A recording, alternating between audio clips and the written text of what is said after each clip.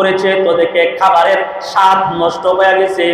খাবারের মধ্যে আগের মতো আর স্বাদ নাই, ফল ফলাদির ভিতরে আগের মতো কোনো স্বাদ নাই। দুনিয়া সবুজ শ্যামল দুনিয়া কেমন যেন কালো হয়ে গেছে, কালো হয়ে গেছে। হযরত আদম আলাইহিস সালাম চিন্তা করে, হায় হায় দুনিয়ার মধ্যে কি হয়ে গেল? পানির স্বাদ উঠে গেল, ফল ফসলের স্বাদ উঠে গেল। এটার কারণ কি হলো? এটার একমাত্র কারণ হইল যখন মানুষের সমাজের ভিতরে উশৃঙ্খলা তৈরি করে, সমাজের ভিতরে যখন দুর্নীতি করে, যখন সমাজের ভিতরে মানুষ ঘুষ খায়, সুদ খায়, রাহাজানি করে, একজন অপরজনকে যখন হত্যা করে, তখন ওই শান্তির এলাকাটা তখন এটা অশান্তিতে পরিণত হয়।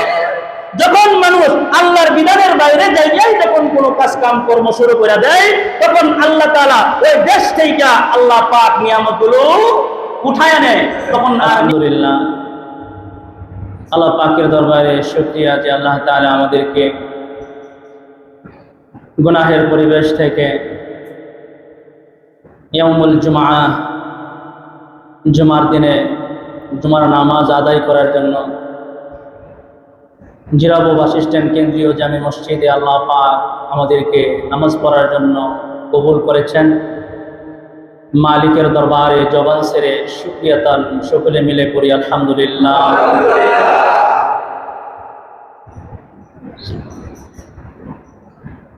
পৃথিবীর আনাচে কানাচে প্রত্যেকটা জায়গায়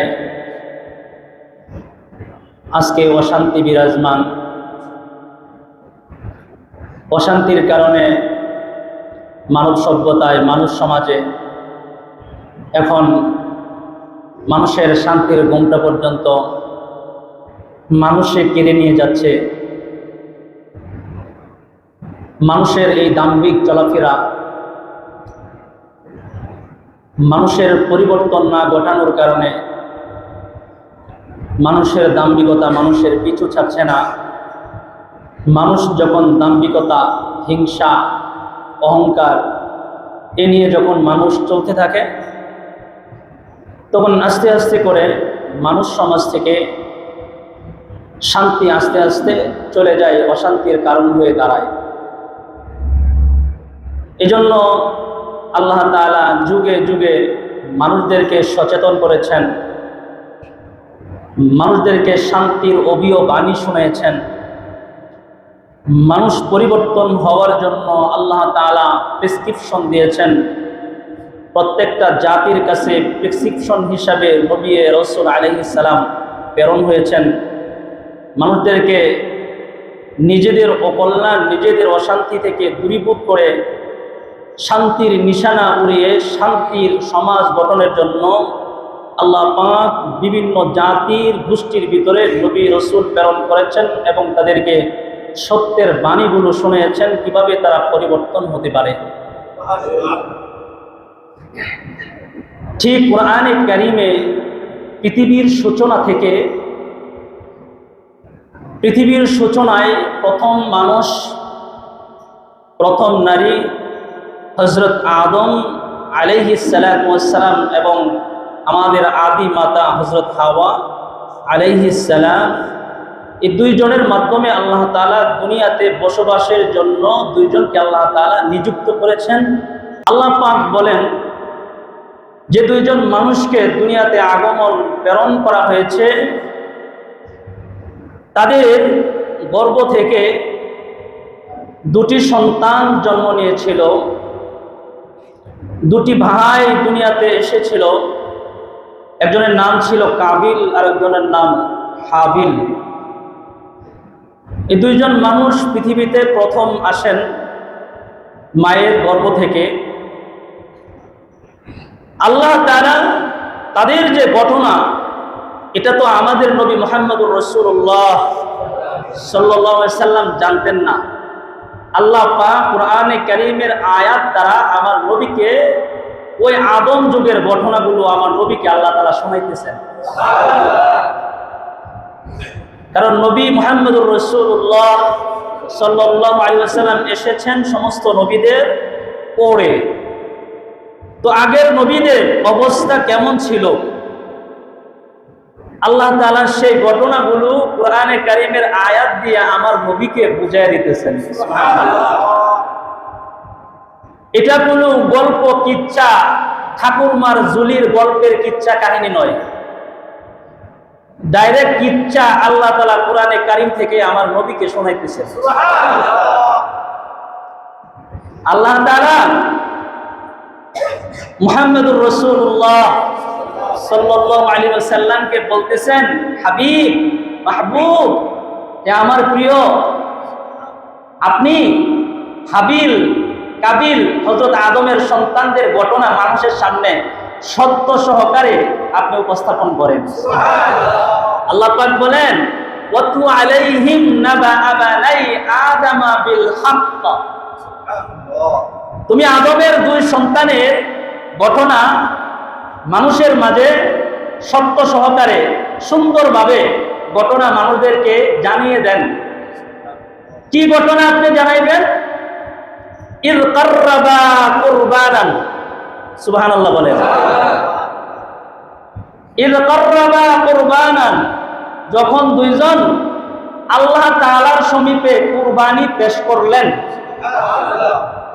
হাবিল এবং কাবিল দুইজনে মিলে কুরবানি পেশ করলেন কার কাছে? আল্লাহর কাছে। ফাতুকুবিলা মিন আহাদিহিমা, দুইজনের মধ্য থেকে একজনের কুরবানি আল্লাহ পাক কবুল করলেন। ওয়ালাম ইউতাকাব্বাল মিনাল আখার, আরেকজনের কুরবানি কবুল করা হলো না। ওয়ালাম ইয়াতাকাব্বালুল্লাহু মিনাল মুত্তাকিন, আল্লাহ পাক মুত্তাকিদের কুরবানি কবুল করেন। একজনের কুরবানি কবুল হলো, আরেকজনের কুরবানি কবুল হলো না। কেন হলো না? আর আরেকজনেরটা কেনই হলো? এর ভিতর থেকে আল্লাহ তাআলা বলছেন, ওয়ালাম ইউতাকাব্বালুল্লাহু মিনাল মুত্তাকিন, এই দুইজনের ভিতরে যে মুত্তাকি তার কুরবানি কবুল করা হয়েছে। তার মানে যে দুইজন কুরবানি পেশ করলেন, দুইজনেই মুত্তাকি ছিলেন না, একজন মুত্তাকি ছিলেন। তারপরে তাদের দুইজনের একজন বলছেন, দুইজনের একজন বলছেন,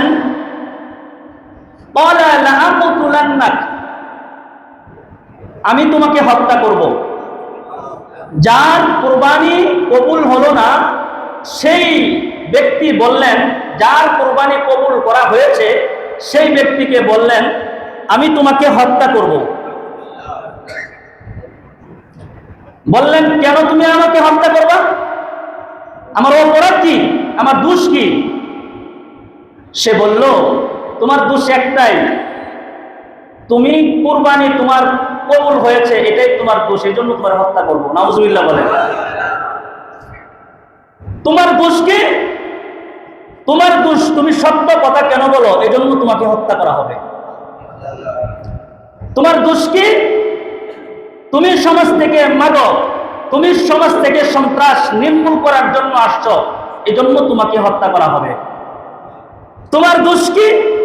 তোমার দোষ হইল তুমি কেন সমাজে শান্তি প্রতিষ্ঠিত করতে আসছো, কেন তুমি সমাজের ভিতরে মানুষদেরকে শান্তির পথ দেখাইতে আসছো, এটাই তোমার দোষ, এই জন্য তোমাকে হত্যা করা হবে। কথা বলেন ঠিক না বেঠি?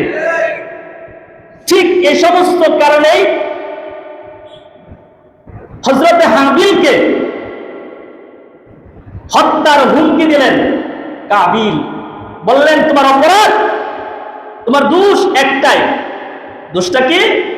তোমার কুরবানি কেন কবুল করা হলো, এটা তোমার দোষ। এই জায়গাটা থেকে কিছু আলোচনা করে সামনে বাড়ানো যাক। হযরত আদম আলাইহিস সালাতু ওয়াস সালামের দুই পুত্র, আল্লাহ নিদর্শন ছিলেন এরকম, পৃথিবীতে তো সর্বপ্রথম আদম এবং হাওয়া আসছেন। এখন মানুষ বাড়ানোর পদ্ধতি তো দরকার, ঠিক না? মানুষ বাড়ানোর পদ্ধতি কেমনে হয় বলেন তো? বিয়ে করলে মানুষ বাড়ানোর পদ্ধতি হয়। কথা বলেন ঠিক না ঠিক? বিয়ে ছাড়া মানুষ দুনিয়াতে আহে, আর যদি বিয়ে ছাড়া আহে তাহলে এটা কি? জারজ সন্তান। বিয়ার পদ্ধতিতে পৃথিবীতে তো মানুষ বাড়ার দরকার। প্রতি বছর আল্লাহ তাআলা হযরত হাওয়া আলাইহিস সালাতু ওয়াস সালামের পেটে দুইজন সন্তান দিতেন। সুবহানাল্লাহ, দুইজন সন্তান দিতেন। পরবর্তী বছরে আবারও দুইজন দিতেন। তো সিস্টেমটা এরকম ছিল, এক ছেলে আর একজন মেয়ে। কিন্তু প্রথম গর্ভ অবস্থায়, মানে যেটা যমজ সন্তান বলা হয়, সেই যমজ সন্তান প্রথম অবস্থায় যখন তার মায়ের পেটে থাকবে, এর মায়ের পেটে থাকা অবস্থায় দুনিয়াতে যখন আসবে, তখন তাদের আপন দুই ভাইয়ের বিবাহ শাদী ভাই বোনের হবে না। পরবর্তী বছরে ওই আরেকজনের সাথে যখন আরেকটা জন্ম হবে, তো প্রথম যিনি আসতেন, প্রথম যে ছেলে, ওই প্রথম ছেলের সাথে পরের ঘরের দ্বিতীয় মেয়ের বিয়ে হবে, এরকম নিয়ম ছিল। তাহলে কাবিলের সাথে একসাথে যে মেয়েটা, তারা ভাই বোন জন্ম নিছে, এই কাবিলের বোনটা সুন্দরী ছিল, এবং হাবিলের সাথে যে মেয়েটা দুনিয়াতে আসছে, সে ছিল একটু অল্প সুন্দরী। একটা আছে না যে দেখতে সুবাসিত, সুন্দর দেখা যায় বেশি, তো এরকম বেশি সুন্দর। তাহলে আল্লাহর বিধান হইল যে বিয়া দেওয়া যাবে, কিন্তু একই মায়ের গর্ভে যখন একসাথে ভাই বোন এক জায়গায় আইব, জন্মগতভাবে যমজ, তাদের মাঝখানে বিয়া হবে না। পরবর্তী বছরে যে মেয়ে আসবে, প্রথম বছরের ছেলের সাথে পরবর্তী মেয়ের বিবাহ হবে, এটাই আল্লাহর বিধান। কাবিল বলল যে না, আমার সাথে যে বোন আল্লাহ দিছেন ওইটাই আমি বিয়া করব। নাউজুবিল্লাহ বলেন। আদম বললেন, এটা তো আল্লাহর বিধানের বাহিরে, তুমি কেমনে করো? বলে না, আল্লাহ যদি আমারে বিয়া করতে নাই দিত তাহলে একসাথে দিত না। যুক্তি দিছে। যুক্তি কি? ভাই আল্লাহ আমার সাথে দিব দেখেই তো আমাদের একই মায়ের গর্ভে যমজ ভাবে আল্লাহ দুনিয়াতে দিচ্ছেন, তার মানে আল্লাহ চায় আমি আমার এই বোনের বিয়া করি। নাউজুবিল্লাহ বলেন। তাহলে দুই ভাইয়ের ভিতরে গন্ডগোল চলতেছে বিয়া নিয়া। এক ভাই গন্ডগোল করতে চাইতেছে, আর এক ভাই মীমাংসা করতে চাইতেছে। মীমাংসা কি? তুমি আল্লাহর বিধানে এসো, তুমি যেটা বলতে করতেছো এটা অন্যায়, অবিচার, কিন্তু আল্লাহর বিধান হচ্ছে অপরাধ, গন্ডগোল নির্মূল করা। অতএব আমি আল্লাহর দলে, আল্লাহর পক্ষে আছি। সুবহানাল্লাহ। তারা কাবিল এটা সে মানবে না, কোনো মতেই না। হযরত আদম আলাইহিস সালাতু ওয়াস সালাম বললেন, আচ্ছা দুইজনে কুরবানি করো, যার কুরবানি কবুল করা হবে তাতে বোঝা যাবে যে আল্লাহ তাআলা তার প্রতি সন্তুষ্ট আছেন, তাহলে বিবাহটা ওই সিস্টেমেই হবে। হাবিল আর কাবিল কুরবানি আল্লাহর সামনে উপস্থাপন করলো, পেশ করলো। কুরবানি কাবিলেরটা কবুল হইল না, আল্লাহ হাবিলেরটা কবুল করে নিলেন। সুবহানাল্লাহ। এদিক দিয়ে হযরত আদম আলাইহিস সালাতু ওয়াস সালাম তিনি বুঝলেন যেহেতু দুই ভাই মীমাংসার দিকে আসছে, কুরবানি দিতেছে, আল্লাহর বিধান লঙ্ঘন করবে না, বিধানই আছে। এই জন্য হযরত আদম আলাইহিস সালাতু ওয়াস সালাম তিনি চলে গেছেন মক্কায়। কোথায়? হযরত আদম মক্কায়। আর এদিক দিয়ে কুরবানি চলতেছে। কুরবানি হাবিলের কবুল হয়ে গেছে। হাবিলেরটা কেন কুরবানি কবুল হইল? এই কারণেই কাবিল বলে, ক্বালা লা আকতুলান্নাক, আমি তোমারে হত্যা করব। কিন্তু হযরত আদম আলাইহিস সালাতু ওয়াস সালাম তিনি যখন দুই ভাইকে রেখে চলে গেলেন মক্কায় চলে গেলেন, তো দুই ভাইয়ের কুরবানি পেশ করা হলো, একজনেরটা কবুল করা হলো আর একজনেরটা কবুল হলো না। কবুল কেন হলো? এই জন্য দুই ভাইয়ের ভিতরে এক ভাই হুমকি দিল, তোমারে হত্যা করবই। কথা বলতে দেরি হয়, কিন্তু ওই যে হিংসার কারণে হযরত হাবিলকে কাবিল হত্যা করে ফেলে। হত্যা তো করছে, এটা তো পৃথিবীর প্রথম হত্যা। এর আগে তো কোনোদিন মানুষ মার্ডার হয় নাই, খুন হয় নাই। প্রথম সে খুন করছে, হত্যা করছে। এই মানুষটারে কেমনে সে আবার জীবনের যে একটা বিদায় আবাসস্থল কিভাবে করবে, কাফন দাফন কেমনে করবে, এটা তো আর কাবিল জানে না। আর এই দিক দিয়া দিনের পর দিন কাবিলের দেহ, হাবিলের দেহ পচে না। সুবহানাল্লাহ। হাবিলের দেহ পচে না, কারণ হাবিল হচ্ছেন আল্লাহ ভীরু, এবং হাবিল হইল শহীদ। আল্লাহু আকবার। শহীদের দেহ আল্লাহ তাআলা এটাকে আল্লাহ তাআলা শেষ করেন না। শহীদের দেহ তাকে তরতাজা, কিন্তু কোনো সিস্টেম পাইতেছে না হাবিলকে কিভাবে তাকে শেষ অবধি বিদায় করা যায়। এমন সময় আকাশের দিকে তাকায় দেখে দুটা কাক উড়ে যায়। একটা কাক আরেকটা কাককে সবল দিয়ে কামড়িয়ে কামড়িয়ে দুইজনের ঝগড়ার মাধ্যমে একটা কাক আরেকটা কাককে মেরে ফেলে। তাহলে যে কাক মারছে তো ওই কাকটা নিজের পা ব্যবহার করে, নিজের ঠোঁট ব্যবহার করে মাটি খুঁড়ে মৃত কাকটাকে দাফন করে দিলেন।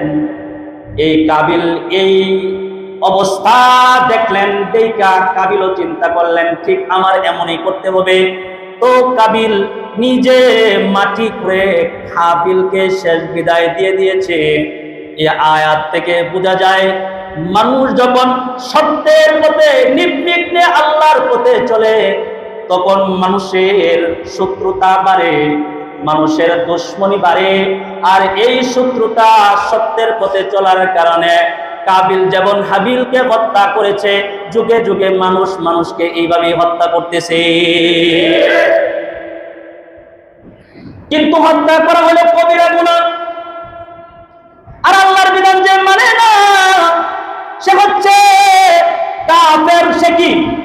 যে আল্লাহর বিধান মানে না সে কাফের।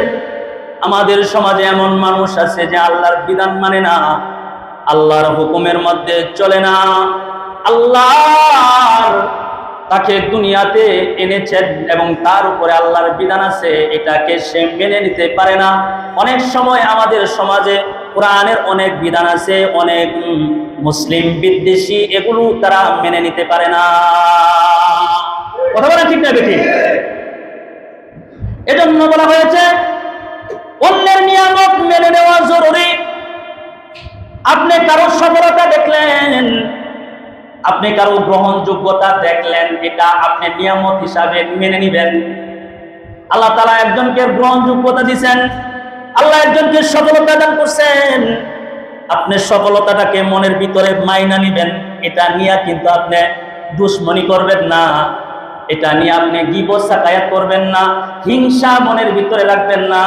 কারণ সফলতা আর গ্রহণযোগ্যতা যিনি দিয়েছেন তিনি কে? তাহলে আপনি দেখলেন একজন মানুষকে আল্লাহ তাআলা সফলতা দিয়েছেন, আল্লাহ তাআলা তারে বড় বানায় দিয়েছেন, আপনি নিয়ামত হিসাবে বলবেন আল্লাহ তুমি তারে আরো বড় বানায় দাও। এটা ইসলামের শিক্ষা।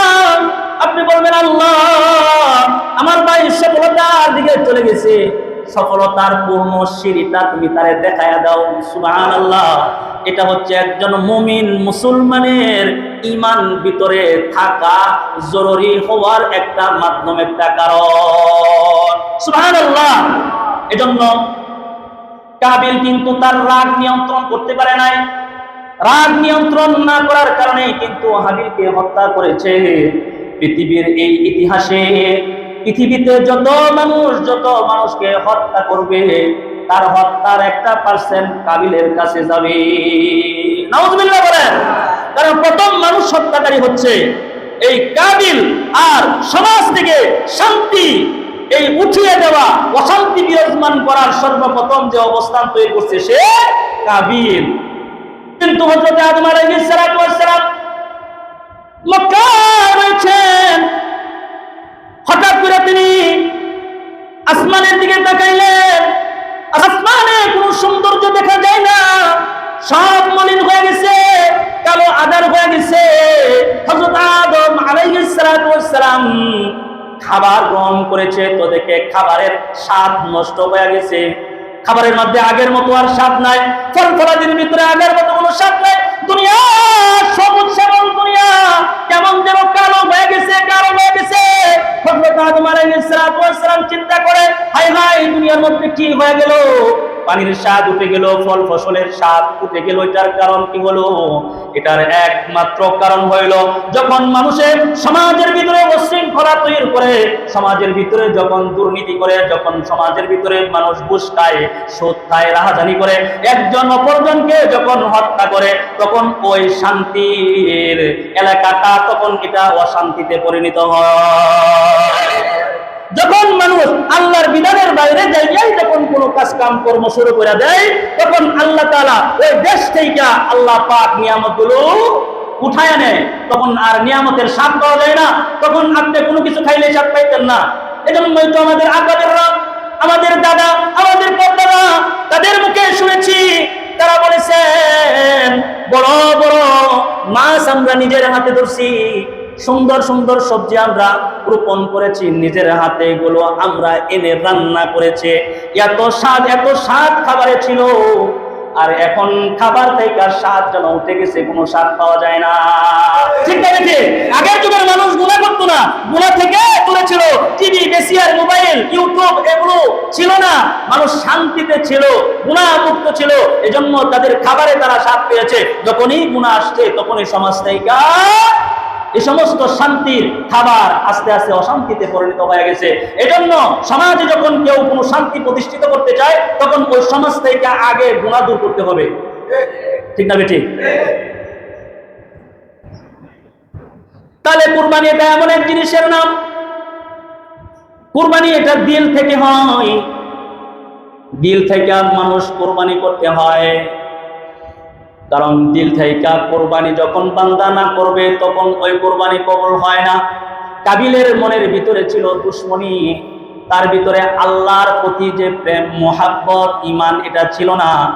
সে কোরবানিটা দিছে এমন ভাবে, কোরবানি কবুল হইলেও আমার বোন আমার বউ হবে, কোরবানি না কবুল হইলেও বউ আমার এটাই থাকবে। তার মনের চিন্তা চেতনা এটাই ছিল যে কবুল হইলে হোক, বিচার মানলে মানুক, না মানলে নাই, তার গাছ। এইভাবে সে কুরবানি দিছে। আদম থেকে এই কুরবানির রেওয়াজ চালু করে দিলেন। পূর্ণাঙ্গ কুরবানি আল্লাহ তাআলা আমাদের সামনে হযরত ইব্রাহিম আলাইহিস সালাতু ওয়াস সালামের মাধ্যমে পেশ করলেন। সুবহানাল্লাহ। কিন্তু ইব্রাহিম আলাইহিস সালাতু ওয়াস সালাম কুরবানি কেমনে করব? বয়স হলো 120 বছর, বিবির বয়স 99 বছর, 98 বছর বয়স, কুরবানি কেমনে করবো? সন্তানই আল্লাহ তাআলা দেন নাই। আল্লাহু আকবার বলেন।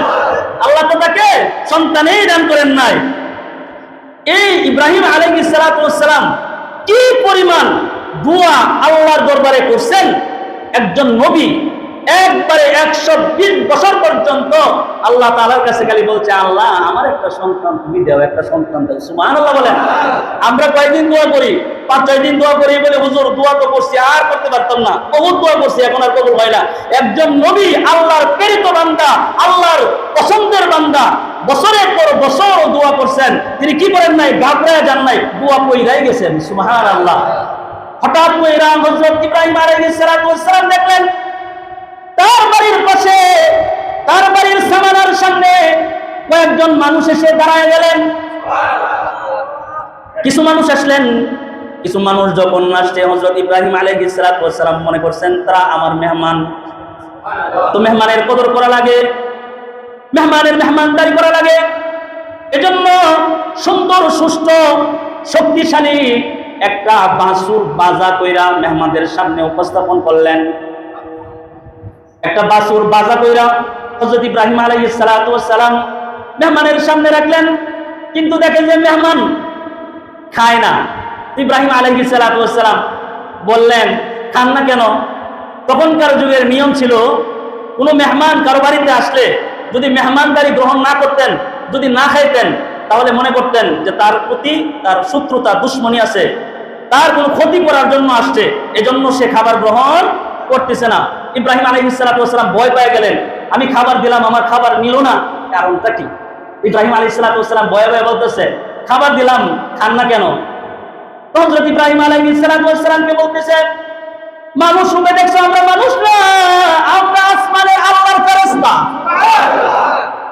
আল্লাহ পাক আমাদেরকে পাঠাইছেন, এক কারণ হইল পাঠাইছেন তোমার যে বাতিজা হযরত লূত আলাইহিস সালাতু ওয়াস সালাম, লূত আলাইহিস সালাতু ওয়াস সালাম ইব্রাহিম আলাইহিস সালাতু ওয়াস সালামের বাতিজা, কিন্তু লূত আলাইহিস সালাতু ওয়াস সালামের কওম, তার জাতি এত খারাপের দিকে চলে গেছে, এত নষ্টের দিকে চলে গেছে, তারা তাদের বিবির সাথে সংযম করে না, পুরুষে পুরুষে করে। হযরত লূত আলাইহিস সালাতু ওয়াস সালাম বারবার জাতিকে বুঝাইছেন, বারবার জাতিকে বলছেন, এই আমার জাতি, এটা আল্লাহর দেখানো পথ নয়, এটা শয়তানের পথ, তোমরা এটা পরিহার করো। কিন্তু লূত আলাইহিস সালাতু ওয়াস সালামের জাতি মানলেন না। আরো হযরত লূত আলাইহিস সালাতু ওয়াস সালামকে হত্যার হুমকি দেন, তুমি আমাদের দেশ থেকে আর শান্তি নষ্ট করো না, আমাকে বুঝাইতে আইসো না। বারবার বুঝাইছেন, কিন্তু তাদের সমকামিতা বাড়তে লাগলেন। আল্লাহ তাআলা তখন ফেরেশতা পাঠাইলেন। আল্লাহু আকবার বলেন। আযাবের ফেরেশতা হযরত লূত আলাইহিস সালাতু ওয়াস সালামের জাতির কাছে পাঠাইলেন, কিন্তু তার জাতির কাছে আগে গেলেন না, ইব্রাহিমের কাছে আগে আসলেন। তার কারণ কি? কারণ হইল এই ফেরেশতা ইব্রাহিমের জন্য প্রথম সুসংবাদ নিয়ে এসেছে, আর দ্বিতীয় হলো দুঃসংবাদ। কারণ এরা হলো আযাবের ফেরেশতা, এদেরকে ধ্বংস করার জন্য, লূত আলাইহিস সালাতু ওয়াস সালামের জাতিকে ধ্বংস করার জন্য আল্লাহ পাঠাইছেন, ধ্বংস করবেন। কিন্তু ধ্বংসের আগে আল্লাহ তাআলা ইব্রাহিমকে সুসংবাদ দিলেন। সুবহানাল্লাহ। যখন ফেরেশতারা বললেন, ইব্রাহিম, আল্লাহ পাক তোমাকে সন্তান দান করবেন, এই কথাটা যখন ফেরেশতারা নিজের মুখ দিয়া যখন বললেন, হযরত ইব্রাহিম আলাইহিস সালাতু ওয়াস সালামের বিবি পাশেই ছিলেন, পাশে তিনি এই কথাটা শুনতে পাইলেন। কিন্তু তার বিবি আসছে, ফাকাবালাত ইমরাআতু ফি সাররাতিন ফাসাহকাত ওয়াজহাহা। আল্লাহু আকবার বলেন। তার স্ত্রী চিৎকার দিয়ে আসলেন, চিৎকার দিয়ে এগিয়ে এলেন, আর তিনি বললেন, নিজের মুখে নিজে আঘাত করতে লাগলেন, ফি সাররাতিন ফাসাহকাত, নিজের মুখে নিজে আঘাত করতে লাগলেন। আর তিনি বলতে থাকলেন, ওয়াকালাত আজুজুন আকিম, আমি হচ্ছি একটা বৃদ্ধা বন্ধা, সন্তান জন্ম দিতে আমি অক্ষম। এমন মানুষের ব্যাপারে কেমনে সন্তানের সুসংবাদ হয়? এমন মানুষের ব্যাপারে কিভাবে সন্তানের আবির্ভাব হবে, কিভাবে সন্তান দিবে? তখন ফেরেশতারা বললেন, ক্বালু কাযালিকি ক্বালা রাব্বুকি, তোমার রব ঠিক এইভাবেই বলছেন। কার রব? কার রব? তোমার রব। বলেন কার রব? ক্বালু কাযালিকি ক্বালা রাব্বুকি, তোমার রব ঠিক এইভাবেই বলছেন, দিবেন, এটাই সই। তাহলে আপনি এখান থেকে যে বিষয়গুলো আপনি তুলে নিতে পারেন, সেই বিষয়ের ভিতরে একটা বিষয় হচ্ছে আল্লাহর কুদরতকে অস্বীকার করার মতো কোনো ক্ষমতা, কোনো শক্তি নাই। কারণ আল্লাহ তাআলা কাকে কখন কি দিবেন, এটা একজন মানুষের জিন্দেগিতে কোনোদিন কল্পনাও করতে পারবে না। কথা বলেন ঠিক না বেঠিক? এজন্য আমি বলবো, আল্লাহর কুদরতের নিদর্শনের উপরে পড়ে থাকা, আল্লাহ কখন কারে কি দিয়া বসবেন, এটা মানুষ টেরও পাবে না। তিনি তিনার মুখে আঘাত করলেন। অনেক সময় অনেক মহিলারা আছে না, কথা শুনে আশ্চর্য হয়ে যায়, এটা কেমনে সম্ভব, এটা কিভাবে সম্ভব? নিজের মুখে আঘাত করে বললেন, আমি একদিকটা বৃদ্ধা, আরেকদিকটা বন্ধা, আমি সন্তান কিভাবে দিব? কিন্তু আল্লাহ তাআলা ফেরেশতা বলছেন, ক্বালা কাযালিকি ক্বালা রাব্বুকি, তোমার রব ঠিক আমাদেরকে এইভাবেই বলছেন। সুবহানাল্লাহ বিহামদি। তারপরে হযরত ইব্রাহিম আলাইহিস সালাতু ওয়াস সালামের স্ত্রী বললেন, ক্বালাত ইয়া ওয়াইলাতা আলিদু ওয়া আনা আজুজু ওয়া হাদা বালি শাইখা। হযরত ইব্রাহিম আলাইহিস সালাতু ওয়াস সালামের স্ত্রী তিনি আফসোস করতেছেন, তিনি বলতেছেন, ক্বালাত ইয়া ওয়াইলাতা, এটা তো আমার জন্য আফসোস, আলিদু, আমি কিভাবে সন্তান জন্ম দিব, আমি কিভাবে সন্তান জন্ম দিব, ওয়া আনা আজুজুন, আমি একজন বৃদ্ধা, ওয়া হাযা বালি শাইখা, আমার স্বামীও বৃদ্ধা। না হয় আমি বৃদ্ধা, সমস্যা নাই, কিন্তু আমার স্বামীও তো বৃদ্ধা, দুজনেই বৃদ্ধা, দুজনের ভিতরে থেকে সন্তান কিভাবে জন্ম দিব, এটা কেমনে সম্ভব? তখন বলা হচ্ছে, ইন্না হাযা লাশাইউন আযীব, ইব্রাহিমের স্ত্রী বললেন, এটা একটা আশ্চর্যজনক ব্যাপার। এটা কি আশ্চর্যজনক ব্যাপার? তারপরে বলা হয়, ক্বালু আতাজাবিনা মিন আমরিল্লাহি রাহমাতুল্লাহি ওয়া বারাকাতুহু, ইব্রাহিম আলাইহিস সালাতু ওয়াস সালামের স্ত্রী যখন বললেন, এটা আশ্চর্য ব্যাপার, আশ্চর্য খবর, এটা কিভাবে সম্ভব? ফেরেশতারা বললেন, ক্বালু আতাজাবিনা মিন আমরিল্লাহি রাহমাতুল্লাহি ওয়া বারাকাতুহু আলাইকুম, ফেরেশতারা বললেন, ও ইব্রাহিমের স্ত্রী, মিন আমরিল্লাহ, তুমি কি আল্লাহ যে তোমাকে খবর দিয়েছেন এই খবর সম্পর্কে তুমি কি বেখবর? আতাজাবিনা মিন আমরিল্লাহ, তুমি কি এই আল্লাহর এই কাজে কি তুমি আশ্চর্য হয়েছ? সুবহানাল্লাহ। আল্লাহ তোমার সন্তান দিবে, তুমি কি এই কাজে এই আদেশে তুমি কি আশ্চর্য হয়ে গেছো? রাহমাতুল্লাহি ওয়া বারাকাতুহু আলাইকুম আহলাল বাইত, হে পরিবারের লোকেরা, তোমরা শুনে রাখো এই পরিবারের ভিতরে আল্লাহ তাআলা রহমত বরকত বিদ্যমান রাখছেন। সুবহানাল্লাহ। নেক একটা পরিবার যখন থাকবে, তখন একটা সৎ পরিবার থাকবে, তখন ওই পরিবারের ভিতরে আল্লাহর পক্ষ থেকে রহমত নাজিল হয়। সুবহানাল্লাহ। তাহলে আল্লাহ তাআলা বুঝিয়ে দিলেন যে আল্লাহর এই ব্যাপারে আশ্চর্য হওয়ার কিছু নাই। তোমরা যে সৎ, তোমরা যে নেয়ের পথে চলো, এজন্য আল্লাহ তাআলা তোমাদের উপরে এই পরিবারের ভিতরে আল্লাহ তাআলা রহমত আর বরকত দিয়ে ভরপুর করে রাখছেন। সুবহানাল্লাহ। তারপরে তার স্ত্রী এটা যখন শুনলেন, ওমরাতুহু কাইমাতুন ফাদহিকাত ফাবাশশারনাহা বিইসহাক ওয়া মিন ওয়ারাই ইসহাক ইয়াকুব। সুবহানাল্লাহ বললেন। তার স্ত্রী দাঁড়িয়ে ছিল, দাঁড়িয়ে হাসতে লাগলো। সুবহানাল্লাহ বললেন। ইব্রাহিম আলাইহিস সালামের বিবি দাঁড়ায়া তিনি হাসতেছিল। এমন সময় ফাবাশশারনাহা, আল্লাহ সুসংবাদ দিলেন, বিইসহাক, আল্লাহু আকবার বলেন, বিইসহাক ওয়া মিন ওয়ারাই ইসহাক ওয়া মিন ওয়ারাই ইসহাক ইয়াকুব, আল্লাহ তাআলা তোমাকে ইসহাক নামে একটা সন্তান দান করবেন এবং ইসহাকের পরবর্তীতে আল্লাহ তাআলা ইয়াকুব সন্তান দান করবেন। সুবহানাল্লাহ। কয়টা দিলেন? দুইটা দিলেন। ইসহাক দিলেন, ইয়াকুব আলাইহিস সালাতু ওয়াস সালাম দিলেন। বুঝাইলেন যে ইব্রাহিম, তোমার নাতিটাও অনেক দামি হবে। তোমার নাতি সেও নবী হয়ে যাবে। নবী ওয়ালা মানুষের সুসংবাদ আল্লাহ তাআলা দিয়ে দিলেন। সুবহানাল্লাহ।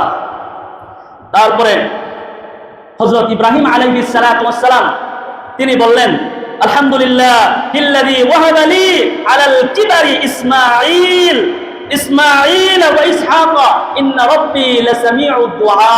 সুবহানাল্লাহ। হযরত ইব্রাহিম আলাইহিস সালাতু ওয়াস সালাম আল্লাহ তাআলার প্রশংসা করলেন আর বললেন, আল্লাহ তাআলা আমাকে বার্ধক্যে ইসহাক এবং ইসমাঈলের সুসংবাদ দিলেন, আল্লাহ আমার দোয়া শুনেন। সুবহানাল্লাহ। ইন্নাহু লাসামিউদ দুআ, আল্লাহ অবশ্যই দোয়া শুনেন। যদি তিনি দোয়া যদি না গ্রহণ করতেন, কবুল না করতেন, তাহলে ইসমাঈলের মতো, ইসহাকের মতো সন্তানের সুসংবাদ আল্লাহ দিতেন না। সুবহানাল্লাহ।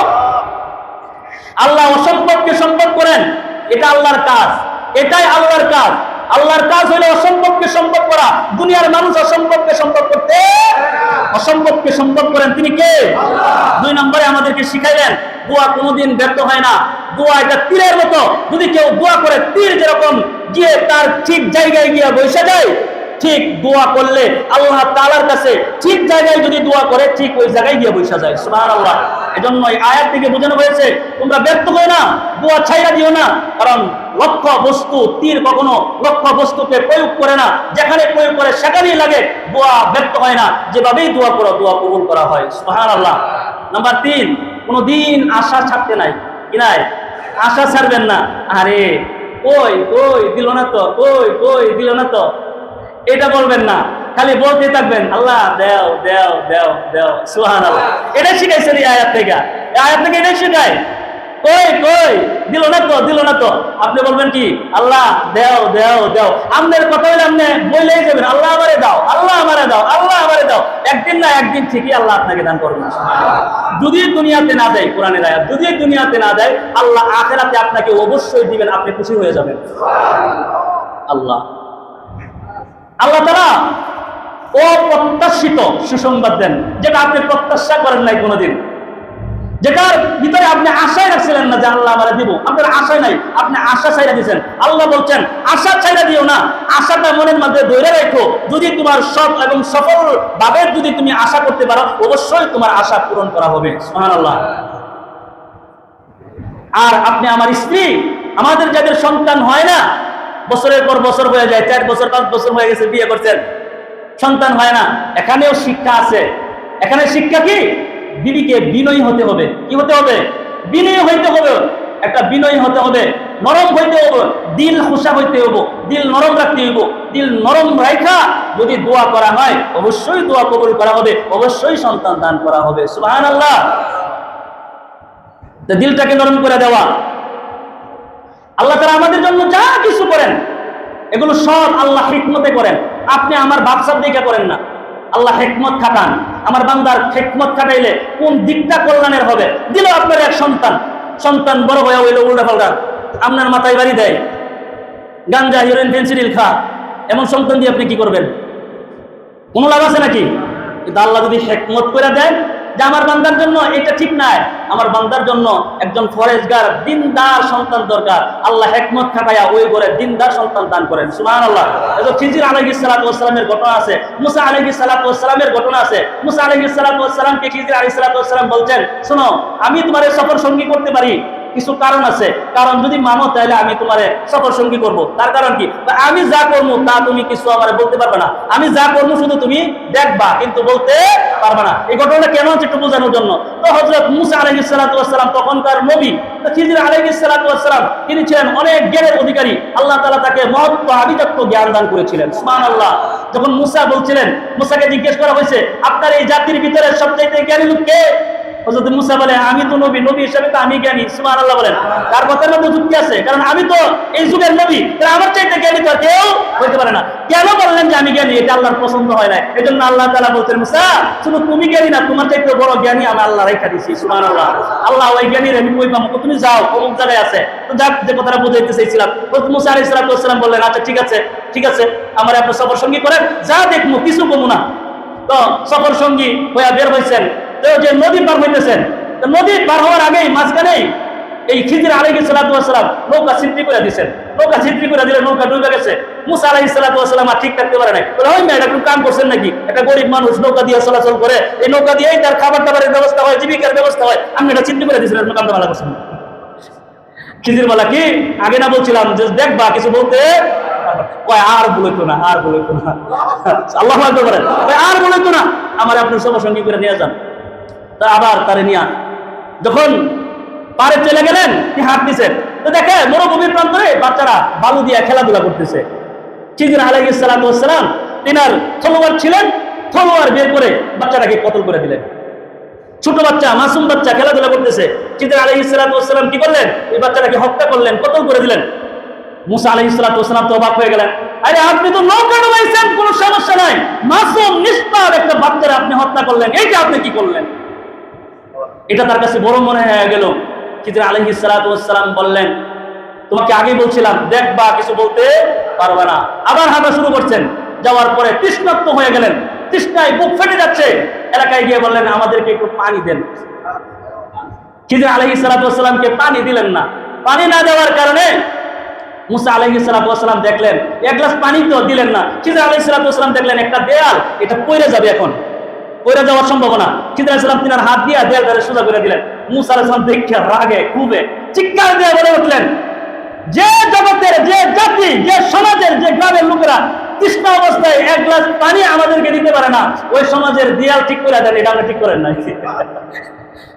হযরত খিজির আলাইহিস সালাতু ওয়াস সালাম বললেন, তুমি তো হিকমত বুঝবে না, আল্লাহ আমাকে প্রজ্ঞা হিকমত শিখাইছেন। সুবহানাল্লাহ বলেন। এই জ্ঞান আল্লাহ আমারে দিবেন।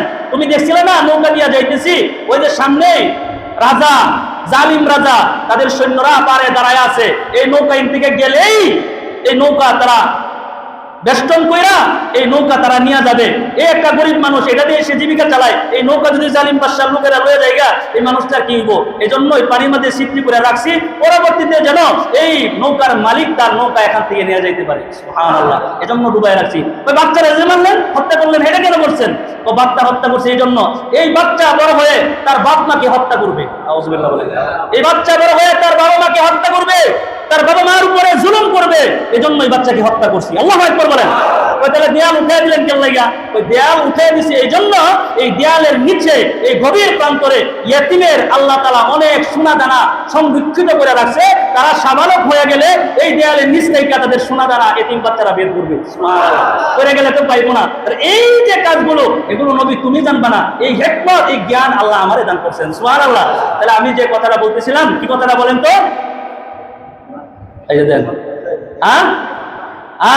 তাহলে আপনি মনে করেন সন্তান আল্লাহ তাআলা আপনাকে দান করবেন, হিকমতে আল্লাহ তাআলা আপনাকে দান করবেন, এমন সন্তান দিবেন যে সন্তান আপনার কাজে আসবে না। এরকম সন্তান আপনার দরকার আছে নি?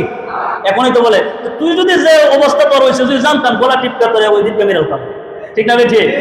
তাহলে এই জন্য বলবো বাবা, আল্লাহ তাআলার কাছে চাইবেন, আল্লাহ তাআলা আপনাকে দান করবেন। এজন্য আল্লাহ তাআলা বলছেন, একজনের সুসংবাদ দিলাম না, আপনি বছরের পর বছর দোয়া করছেন, এটা আমি আল্লাহ তাআলা কেমনে মাইনা নেই? জান ইসমাঈল ফাবাশশারনাহু বিগুলামিন হালিম, আমি আল্লাহ তাআলা আপনাকে এমন সন্তান দিলাম যে সন্তান পেয়ে আপনি সন্তুষ্ট হয়ে যাবেন, যে থাকবে আল্লাহ বিরু, যে থাকবে আল্লাহর কল্যাণের কাজের একজন বাহক, দ্বারক বাহক, এমন সন্তান আপনাকে দিলাম, সুসংবাদ দিলাম, আপনি গ্রহণ করেন। তো আল্লাহ তাআলা ইসমাঈল আলাইহিস সালাতু ওয়াস সালামকে আল্লাহ তাআলা সুসংবাদ দিয়ে দিলেন, কাবাও বানাইলেন, কাবাও কবুল হয়ে গেল। ইসমাঈলের কাছ থেকে নবী মুহাম্মদুর রাসূলুল্লাহ হাবিবুল্লাহ সাল্লাল্লাহু আলাইহি সালাতু ওয়াস সালাম, উনি ইসমাঈলের বংশধরের ভিতরে আল্লাহ নবী পাঠাইলেন, সেই নবী মুহাম্মদুর রাসূলুল্লাহ সাল্লাল্লাহু আলাইহি সাল্লাম দোয়া করছেন, দোয়া ইসমাঈলের ইব্রাহিমের দোয়া কবুল কইরা নবী দান করছেন, কোন নবী? মুহাম্মদুর রাসূলুল্লাহ সাল্লাল্লাহু আলাইহি সাল্লাম দিয়েছেন এই ইসমাঈলের বংশে। এই ইসমাঈল দুনিয়াতে যখন আসলেন, দুনিয়াতে আসার পরের যে কাজগুলো আল্লাহ তাআলা ইসমাঈল দিয়া করাবেন, সেটা আল্লাহ তাআলা অন্যত্র আয়াতের মধ্যে বলে দিয়েছেন। যে বিষয়গুলো আল্লাহ তাআলা ইসমাঈলকে দিয়া করাইছিলেন, যে বিষয়গুলো নিদর্শন উঠায় দিয়েছেন, ওই বিষয়গুলো কি কি আগামী জুমায় আল্লাহ তাআলা যদি হায়াতে বাঁচায় রাখে, আল্লাহ পাক ওই বিষয় থেকে আলোচনা শুরু করবো ইনশাআল্লাহ। আল্লাহ পাক সকলকে কবুল করে বলেন আমিন।